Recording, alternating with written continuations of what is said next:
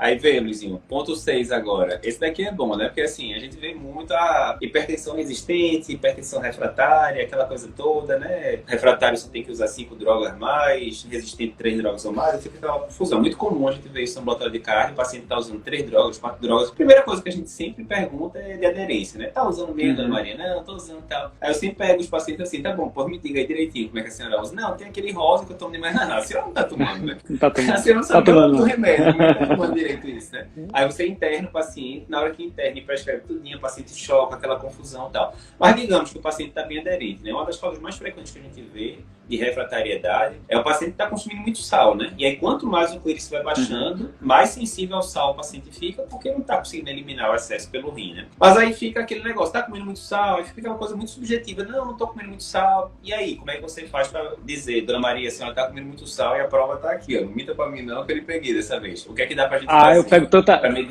tanta gente na mentira aqui. Tanta gente, é a coisa mais comum do mundo.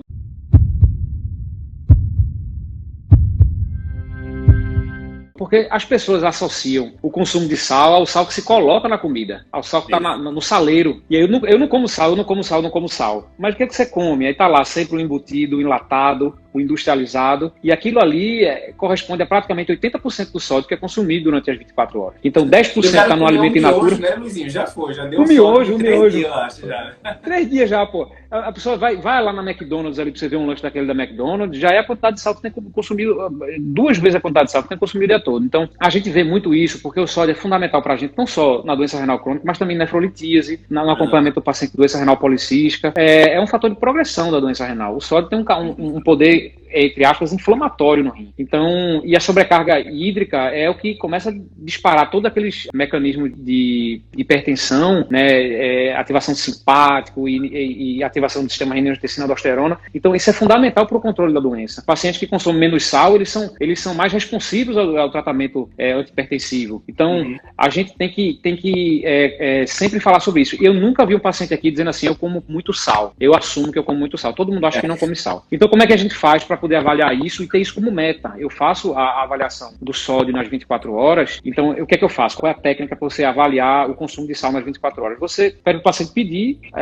a gente avalia e pede o paciente na urina de 24 horas a dosagem do sódio, e aquele valor que vem ou em mEq ou em milimol, que para o sódio tanto faz, a gente divide por 17, que vai dar a quantidade de NaCl, de sal de cozinha que ele está consumindo durante o dia. Então, a gente tem como meta até 100, ou seja, 5, 6 gramas de sal e 2, 3 gramas de sódio. É mais ou menos isso que a gente tem como meta, e a maior parte dos pacientes consome mais do que 10 gramas de sal por dia. Então, a gente tem isso como objetivo, tanto na doença renal crônica, na insuficiência cardíaca também, na insuficiência hepática também, na cirrose também. A gente tem isso na síndrome nefrótica, a gente tem isso na litíase, na doença renal policística. Então, tem que fazer parte do arsenal investigativo do nefrologista, do clínico e do cardiologista, né, para poder a gente avaliar, e a gente quantifica. Quando a gente faz isso, a gente consegue ter de forma objetiva e falar para o paciente, você está consumindo o dobro do sal que é para consumir, tem que vir no nutricionista, tem que parar os alimentos industrializados, a gente tem que rever o que está acontecendo. O que tem muito, né, esses sazon, quinó, molho shoyu, pão francês, embutido, enlatado, tudo que é industrializado, né? Então, a gente tem que orientar eles em relação a isso, e a dieta é fundamental na doença renal e na doença cardíaca também, né? Então, isso é uma forma objetiva de você avaliar. Pessoal, o pessoal tem dúvida, a gente usa pouco insuficiência cardíaca, sabe, Luizinho? Mas você tá lá com o paciente com insuficiência cardíaca, tá compensando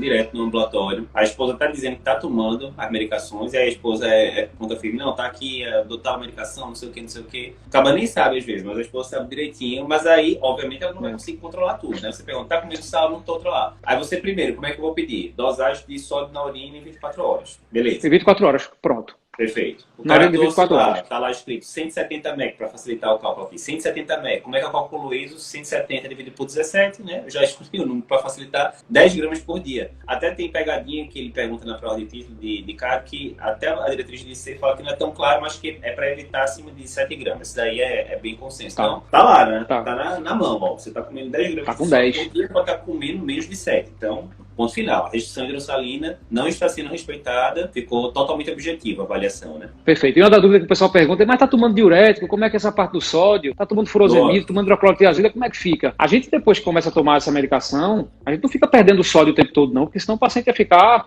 hipotenso e ia ficar chocado, né? Então o paciente depois entra no estado de nova volemia. Né? Então, depois de um tempo, a natremia volta a ficar estável e a natriurese também fica estável. Então, claro, você começou a fazer muita furosemida, a natriurese vai aumentar. Começou o inibidor de SGLT2, a natriurese vai aumentar. Mas, depois de um tempo, geralmente uma semana, 15 dias, esse paciente entra no estado novo de equilíbrio e aí a gente pode dosar com mais confiança. Né?